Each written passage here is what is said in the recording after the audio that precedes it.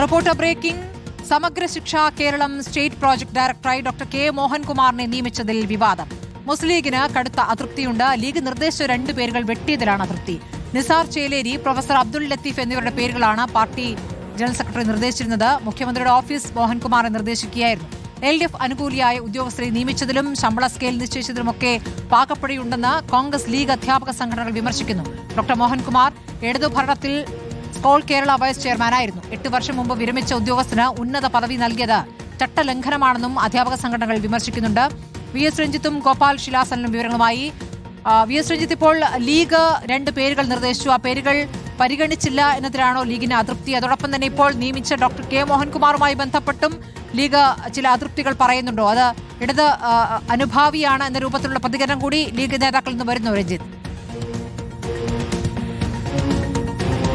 തീർച്ചയായിട്ടും ലീഗ് കൈകാര്യം ചെയ്യുന്ന വകുപ്പാണ് വിദ്യാഭ്യാസ വകുപ്പ്. ആ വകുപ്പിൽ പെടുന്ന ഏറ്റവും പ്രധാനപ്പെട്ട ഒരു പോസ്റ്റാണ് സമഗ്ര ശിക്ഷ കേരളയുടെ സ്റ്റേറ്റ് പ്രൊജക്ട് ഡയറക്ടർ എന്ന് പറയുന്നത്. ലീഗിന്റെ നോമിനികളായി 2 പേരെയാണ് മുന്നോട്ട് വെച്ചിരുന്നത്. ഒന്ന് ലീഗ് നേതാവായിട്ടുള്ള നിസാർ ചേലേരിയുടെ പേരും മറ്റൊന്ന് പ്രൊഫസർ അബ്ദുൽ ലത്തീഫിന്റെ പേരുമായിരുന്നു. അബ്ദുൽ ലത്തീഫിന്റെ പേര് ഉന്നയിച്ചപ്പോൾ അദ്ദേഹത്തിന് ഇടത് ബന്ധമുണ്ട് എന്നാണ് ആരോപണം ഉന്നയിച്ചത്. എന്നാൽ ഇപ്പോൾ ഇടത് സർക്കാരിന്റെ കാലത്ത് സർക്കാരിന്റെ സഹയാത്രികനായി സ്കോളിന്റെ വൈസ് ചെയർമാനായിരുന്ന ഡോക്ടർ മോഹൻകുമാറിനെ തന്നെ ഇപ്പോൾ സമഗ്ര ശിക്ഷ കേരളയുടെ സ്റ്റേറ്റ് ഡയറക്ടറായി നിയമിക്കുകയാണ്. ഇതിനെതിരെ വളരെ ശക്തമായ പ്രതിഷേധം ലീഗിന്റെ ഭാഗത്തുനിന്നുണ്ട്, ലീഗിന്റെ അധ്യാപക സംഘടനകളുടെ ഭാഗത്തുണ്ട്. ലീഗ് കൈകാര്യം ചെയ്യുന്നൊരു വകുപ്പിൽ പുറത്തുനിന്ന് ഇടപെടൽ ഉണ്ടാകുന്നു എന്നുള്ളതാണ് ഇതിൽ ആരോപണമായി ഉന്നയിക്കപ്പെടുന്നത്. ഏതായാലും ഡോക്ടർ മോഹൻകുമാറിന്റെ നിയമനത്തിൽ വലിയ വിവാദം വിദ്യാഭ്യാസ വകുപ്പിൽ പുകയുന്നു. ലീഗിനകത്തും ലീഗിന്റെ അധ്യാപക സംഘടനകൾക്കകത്തും വലിയ വിവാദമുണ്ട്. സമഗ്ര ശിക്ഷ കേരളയുടെ ഡയറക്ടറും പ്രൊജക്ട് കോർഡിനേറ്ററെയും പ്രൊജക്ട് ഡയറക്ടർമാരെയും ഒന്നും നിയമിക്കുന്നില്ല. അത് സമഗ്ര ശിക്ഷയുടെ പ്രവർത്തനത്തെ ബാധിക്കുന്നു എന്ന് നമ്മൾ നേരത്തെ വാർത്ത കൊടുത്തിരുന്നു. അതിന്റെ പ്രധാനപ്പെട്ട കാരണം ഈ ലീഗും അതുപോലെ തന്നെ സർക്കാരിന്റെ ഭാഗത്ത് നിന്ന് മോഹൻകുമാറിന്റെ പേരും വന്ന് ഒരു ക്ലാഷ് ഉണ്ടായതാണ് ഇപ്പോൾ തന്നെ നിയമനം വൈകിയത്. ഇപ്പോൾ നിയമനം വന്നപ്പോൾ ലീഗിന്റെ നോമിനിമാർ 2 പേരും തഴയപ്പെട്ടിരിക്കുന്നു. ഡോക്ടർ മോഹൻകുമാർ വന്നിരിക്കുന്നു. മോഹൻകുമാർ ഒരു ഇടത് സഹയാത്രികനാണ്. ഇടത് സർക്കാരിന്റെ കാലത്ത് സർക്കാരിന്റെ പ്രധാനപ്പെട്ട പോസ്റ്റിൽ വൈസ് ചെയർമാൻ സ്ഥാനത്ത് ഇരുന്ന വ്യക്തിയാണ്. അദ്ദേഹത്തെ വീണ്ടും നിയമിക്കുന്നതിലാണ് ഇപ്പോൾ പാർട്ടിക്കുള്ളിൽ അതൃപ്തിയുള്ളത്. ഗോപാൽ ശിലാസനൽ കൂടിയാണ്. ഗോപാൽ, ഇപ്പോൾ അധ്യാപക സംഘടനകളും ഈ പ്രതിഷേധം അറിയിക്കുന്നുണ്ടോ?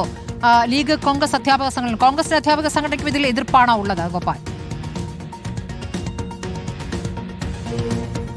തീർച്ചയായിട്ടും ഈ ലീഗിലെയും കോൺഗ്രസിലെയും അധ്യാപക സംഘടനകൾക്ക് ഇതിൽ കടുത്ത എതിർപ്പുണ്ട്. അതിന് പലവിധ കാരണങ്ങളുണ്ട്. നേരത്തെ രഞ്ജിത്ത് സൂചിപ്പിച്ചതുപോലെ തന്നെ ഡോക്ടർ കെ മോഹൻകുമാർ നേരത്തെ പൊതുവിദ്യാഭ്യാസ വകുപ്പിലെ പ്രധാനപ്പെട്ട ഒരു പോസ്റ്റിൽ LDF സർക്കാരിന്റെ കാലത്ത് ഇരുന്നയാളാണ്. സ്കൂൾ കേരളയുടെ വൈസ് ചെയർമാനായിരുന്നു അദ്ദേഹം. അതിനോടൊപ്പം തന്നെ അതിനു മുൻപ് പൊതുവിദ്യാഭ്യാസ വകുപ്പിലേക്കുള്ള ഹയർ സെക്കൻഡറി വിഭാഗം അക്കാദമിക്സിന്റെ ജോയിന്റ് ഡയറക്ടറായിട്ടും അദ്ദേഹം ചുമതല അനുഷ്ഠിച്ചിട്ടുണ്ട്. അദ്ദേഹം 2018 കോളേജ് പ്രിൻസിപ്പലായി വിരമിച്ച വ്യക്തിയാണ്. 2018 വിരമിച്ചയാൾക്ക് 8 വർഷത്തിന് ശേഷം പുനർനിയമനം നൽകേണ്ട കാര്യമുണ്ടോ എന്ന ചോദ്യമാണ് നിലവിൽ ഉന്നയിക്കപ്പെടുന്നത്. അത്രയധികം അക്കാദമിക വിദഗ്ധർ ഇല്ലാത്തത് കൊണ്ടാണോ ഡോക്ടർ കെ മോഹൻകുമാറിനെ പോലെ ഇടത് സഹയാത്രികനായിട്ടുള്ള എല്ലാ കാലവും ഇടത് സർക്കാരിനോടും ഇടത് സംഘടനയോടും ചേർന്നയാളെ നിയമിച്ചത് എന്ന ചോദ്യം ലീഗ്, കോൺഗ്രസ് അധ്യാപക സംഘടനകൾ ഒരേപോലെ തന്നെ ചോദിക്കുകയാണ്. അതിൽ നിയമപരമായിട്ടും അതുപോലെ തന്നെ രാഷ്ട്രീയപരമായിട്ടും പ്രശ്നമുണ്ട് എന്ന ഒരു ആരോപണമാണ് ഉന്നയിക്കപ്പെടുന്നത്. കാരണം ഇവിടെ പുനർനിയമനം നടത്തേണ്ട ആവശ്യമില്ല എന്ന ആരോപണം ഉന്നയിക്കുന്നതിനോടൊപ്പം തന്നെ ഇദ്ദേഹത്തിന്റെ ശമ്പള സ്കെയിൽ നിശ്ചയിച്ചതിനുള്ള അപാകതകളും അധ്യാപക സംഘടനകൾ ചൂണ്ടിക്കാണിക്കുന്നുണ്ട്. സാധാരണഗതിയിൽ ഇത് കൺസോളിഡേറ്റഡ് പേ എന്ന നിലയിലാണ് ഇത്തരം പോസ്റ്റുകളിലേക്ക് ശമ്പള സ്കെയിൽ നിയമിക്കുന്നത് അല്ലെങ്കിൽ നിശ്ചയിക്കുന്നത്. പക്ഷേ ഇവിടെ അദ്ദേഹം 2018 ഏത് പോസ്റ്റിലാണോ വിരമിച്ചത് അതേ പോസ്റ്റിൽ നിന്നുള്ള തുടർച്ച എന്നോണമാണ് ഇവിടെ ശമ്പള സ്കെയിൽ നിശ്ചയിച്ചിരിക്കുന്നത്. അത് അദ്ദേഹത്തിന് വീണ്ടും ഒരു ആനുകൂല്യം ചെയ്തു കൊടുക്കുന്നതിന് തുല്യമാണ് എന്ന ആരോപണവും ആക്ഷേപവും വലിയ തോതിൽ കോൺഗ്രസ്, ലീഗ് അധ്യാപക സംഘടനകൾക്ക് ഇടയിലുണ്ട്. തങ്ങളുടെ കൂട്ടത്തിൽ ഒരാളെ പരിഗണിച്ചില്ല എന്ന് മാത്രമല്ല, ഇടത് സർക്കാരിനോടൊപ്പം ഇടത് സംഘടനയ്ക്കൊപ്പം ചേർന്ന് നിന്ന ആൾക്ക് കൂടുതൽ ആനുകൂല്യങ്ങളും കൂടുതൽ സഹാനുഭൂതിയും കാണിക്കുന്നു എന്നതാണ് ഇതിൽ പ്രധാനമായും ഉന്നയിക്കപ്പെടുന്ന പ്രതിഷേധം. കാരണം SSK പ്രവർത്തനങ്ങൾ ദീർഘനാളായി താളം തെറ്റി കിടന്നിട്ടും മോഹൻകുമാറിനെ നിയമിക്കണമെന്ന് മുഖ്യമന്ത്രിയുടെ ഓഫീസ് അടക്കമുള്ള കേന്ദ്രങ്ങളിൽ നിന്നുള്ള ആവശ്യം ഒരു വശത്തും, മറുവശത്ത് ലീഗിൽ നിന്നുള്ള കടുത്ത സമ്മർദ്ദവും മൂലം വലിയ കാലതാമസമുണ്ടായിരുന്നു. ഏതാണ്ട് 1.5 മാസത്തോളം സംബന്ധിച്ചിടത്തോളം ഈ നിയമനവുമായി ബന്ധപ്പെട്ട് കാലതാമസമുണ്ടായി. സമഗ്ര ശിക്ഷാ കേരള പ്രവർത്തനങ്ങൾ, ശമ്പള വിതരണം അടക്കം താളം തെറ്റുന്ന സ്ഥിതി ഉണ്ടായി. അപ്പോഴും ആ പ്രതിഷേധങ്ങളെയും ആരോപണങ്ങളെയും പാടെ വെട്ടി മൂടോടെ വെട്ടിമാറ്റി നേരത്തെ എവിടെ നിന്നാണോ മോഹൻകുമാറിന്റെ പേര് ഉയർന്നു വന്നത്